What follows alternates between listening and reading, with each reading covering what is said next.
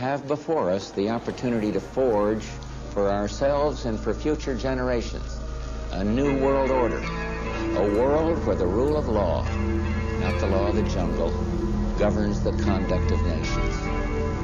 When we are successful, and we will be, we have a real chance at this new world order, an order in which a credible United Nations can use its peacekeeping role to fulfill the promise and vision of the UN's founders.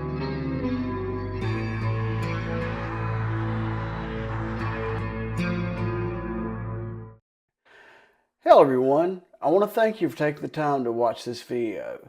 This is my second YouTube channel. I started the first in 2019, but beginning in 2020, I was hit with a series of events in my personal life that made making these videos all but impossible. Then in October 2020, I was a victim of the great social media purge where individuals with right-leaning pro-Trump channels were unilaterally removed by YouTube with no explanation. I was also deleted from Facebook and Twitter, but I'm back. I had originally wanted to call this channel The SIP since I'm from Mississippi, and if you'll notice, there are some videos that I've posted that have The SIP in them. But since the University of Mississippi sells a lot of apparel with The SIP on it, I feared that I would run into a trademark issue. My family is and has been in the cattle business for many years, so I thought branded was a good name for the channel. I ask that you take the time to hit the thumbs up or like button and also subscribe to the channel. You have no idea how important that is in making a channel grow, and I have big plans for this. I also have a Facebook page that you can check out here, an X account that you can check out here, a True Social account that you can check out here. I also have a Rumble channel that will post these videos on that channel. There will be some videos that I will post there exclusively due to YouTube's proclivity to give strikes and remove videos. I also have a TikTok that you can check out here. I plan on using TikTok to post short videos on single topics on days that I can't post longer videos. This channel will essentially produce two types of videos. The first type will be mini documentaries where I discuss a single topic, and the other will be a news type show where I discuss current events taking place in the country. This first video is going to be sort of a hybrid of a documentary and news video.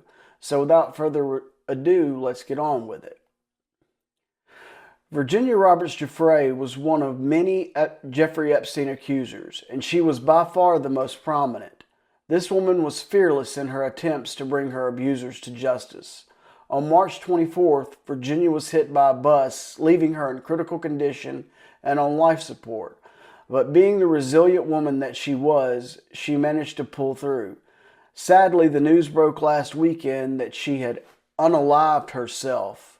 Take a look. One of the most prominent accusers of disgraced financier Jeffrey Epstein has died. Viriginia Giuffre dedicated her life trying to get Epstein and his enablers to face justice.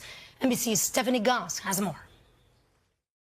When the scope of Jeffrey Epstein's crimes finally came to light, Viriginia Giuffre was the woman at the center of the story, publicly sharing painful details of her own experience. In a statement, her family announcing the 41-year-old mother of three took her own life. Giuffre said she was recruited by Epstein's girlfriend Ghislaine Maxwell when she was just 14 years old. According to Giuffre, it was the start of years of sexual abuse by Epstein, Maxwell, and their friends. It was that constant, we own the police. You can't run. You can't tell anybody. We'll never be held accountable for this. At age 17, Giuffre said Maxwell and Epstein directed her to have sex multiple times with Prince Andrew, an allegation the prince denied. Giuffre sued, and she settled with the prince in 2022, receiving an undisclosed amount of money. Epstein and Maxwell were both charged with sex trafficking.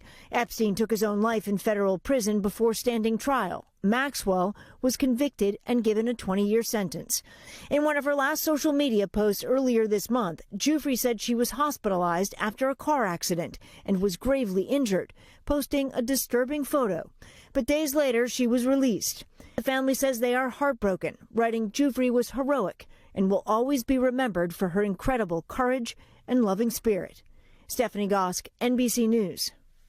Our thanks to Steph for that one. If you or someone you know needs help, reach out to the National Suicide Prevention Lifeline by calling or texting 988 or go online at 988lifeline.org. I don't know about you, but I don't know many people who survive near-death experiences just to take their own lives. This is the woman that accused high-level global elites such as Prince Andrew, from whom she received an undisclosed multi-million-dollar settlement. Part of that was due to his disaster of an interview with the BBC regarding his friendship with the late disgraced financier Epstein. Here's a brief clip of that interview. Just for the record, you've been on his private plane. Yes. You've been to stay on his private island. Yes. You've stayed at his home in Palm Beach. Yes. You've visited Ghislaine Maxwell's house in Belgravia in London. Yes. Staying at the house of Yes. a convicted sex offender. It was a convenient place to stay. I've gone through this in my mind so many times.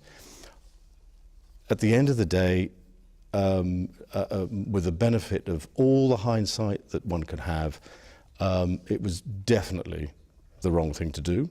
But at the time, I felt it was the honourable and right thing to do.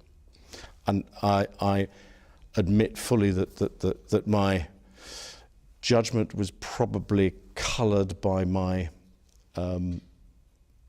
tendency to be too honourable. But that's Absolutely sure that you're at home on the 10th of March. Yeah. She was very specific about that night. Mm-hmm. She described dancing with you and you profusely sweating, and that she went on to have bath, possibly. There's a slight problem with the sweating because I have a peculiar medical condition, which is that I don't sweat, or I didn't sweat at the time, and that was yes, I didn't sweat at the time because I had suffered what I would describe as an overdose of adrenaline in the Falklands War when I was shot at. And I simply, it was almost impossible for me to sweat. And it's only because I have done a number of things in the recent past that I'm starting to be able to do that again. So I'm afraid to say that there's a medical condition that says that I didn't do it, so therefore. I am posting a link to the full video in the description just in case you didn't get to witness that slow motion train wreck when it first aired. Well, now this young woman, a resilient survivor who survived traumas most of us can't begin to fathom, a wife, and most importantly, a mother, is now dead in what was obviously a murder. The most obvious question in a situation like this is, who done it? Well, this is where we get into the more documentary version of this video. I think that in order to answer that question, it is imperative to trace what little we know about Epstein to get those answers. Jeffrey Epstein was a City College of New York dropout, but he somehow landed a job teaching at the prestigious prep school, the Dalton School. The headmaster at the time was a man by the name of Donald Barr. He had been with the precursor to the CIA during World War II, the OSS. Interestingly, he wrote a book, Space Relations, a Slightly Gothic Interplanetary Tale, the plot of which was about a group of aristocratic elite aliens who ruled Earth by using crimes against children. That isn't the most important thing that Donald Barr did. Old Donnie Barr had a son, and that son, William P. Bill Barr, was former Attorney General in the administrations of George Herbert Walker Bush and the first administration of Donald Trump. It has also been alleged by a man named Terry Reid, who wrote a book, Compromise, Clinton, Bush, and the CIA, how the presidency was co-opted by the CIA, exposing the drug smuggling by the CIA into Mena, Arkansas in the 1980s, that Barr was a CIA operative heavily involved in that operation. The link to that documentary is in the description, but it ties into the whole boys on the track story. It's noteworthy that Attorney General Barr was also in charge of investigating Epstein's death and concluded that he unalived himself. Following his employment at the Dalton School, Epstein was hired by a man named Alan Ace Greensburg at Bear Stearns. That is where the myth of Jeffrey Epstein, Wall Street Wonder Boy, was created. This is a classic tactic used by intelligence agencies called sheep dipping. It's essentially creating a backstory for an operative for their mission. They were creating this enigmatic Gatsby-esque figure. During this time, Epstein would be introduced to Leslie Wexner, owner of L Brands, which included such brands as Abercrombie & Fitch and Victoria's Secret, who gifted him his $70 million New York townhouse for $1. In addition to Wexner, Epstein also met Robert and Ghislaine Maxwell. All of these individuals that I just mentioned have one thing in common. They are all Zionists with ties to the Mossad. Now, the media will try to label anyone who calls someone a Zionist as being anti-Semitic. There is nothing anti-Semitic about it. A Zionist is essentially someone who feels the Jewish people have a divine right to the land of Israel. There are Christian Zionists who have no ties to Israel or Hebrew ancestry. Another enigmatic fact about this case is when Robert Maxwell unalived himself, his $500 million fortune went missing. Epstein's fortune is estimated to be $500 million.